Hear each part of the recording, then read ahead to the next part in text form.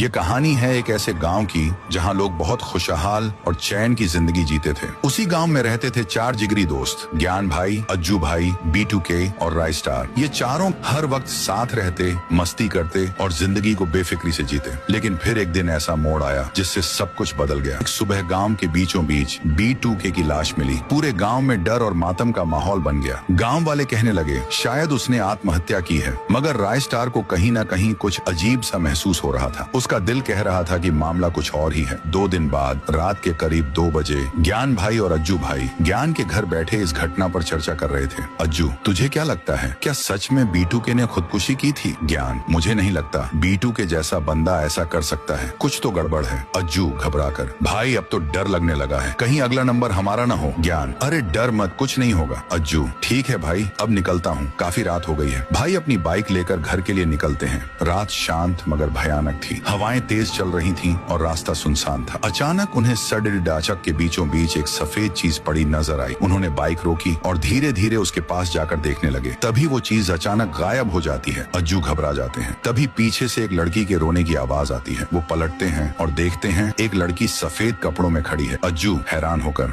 तू तो उस दिन मर गई थी ना लड़की, अब तुझे भी मेरे साथ चलना होगा। और तभी वह लड़की अपना भयानक असली रूप दिखाती है। अज्जू भाई की तेज चीख गूंजती है। अगली सुबह अज्जू भाई की लाश नदी के किनारे पाई जाती है। अब पूरे गांव में खौफ छा जाता है। ज्ञान भाई को रोते हुए पाता है। वो उसके पास जाता है और गंभीर आवाज में कहता है, ज्ञान, तू मुझसे कुछ छुपा रहा है, अब सच सच बता दे। ज्ञान आंखों में आंसू लिए, वो उस दिन की बात है जब हम पार्टी से लौट रहे थे। B2K ने बहुत पी रखी थी और वही गाड़ी चला रहा। अचानक एक लड़की सड़क पर आ गई और हमारी गाड़ी से टकराकर उसकी मौत हो गई। हम डर गए और उसकी लाश वहीं छोड़कर भाग गए। अब वो लड़की आत्मा बनकर लौट आई है और हमसे बदला ले रही है। अब अगला नंबर मेरा है, मुझे बचा ले भाई। उसी रात राय स्टार ज्ञान भाई को लेकर कब्रिस्तान जाता है। वे उस लड़की की कब्र के सामने खड़े होते हैं। मैं जानता हूँ तुम यही हो, अगर मेरी बात सुन सकती हो तो सामने आओ। अचानक तेज हवाएं चलने लगती हैं। फिर वो भूतनी सामने आती है। उसका चेहरा बेहद भयानक होता है। राय स्टार, जो हुआ वो गलत था। तुम्हारी जिंदगी छीनी गई, मगर बदला लेकर क्या तुम्हें चैन मिलेगा? आत्मा, तुम्हारे दोस्तों ने मेरी दुनिया तबाह कर दी, अब उसका हिसाब देना होगा। फिर वो जोर जोर से हंसने लगती है। जमीन कांपने लगती है, आसमान गरजता है और पूरा कब्रिस्तान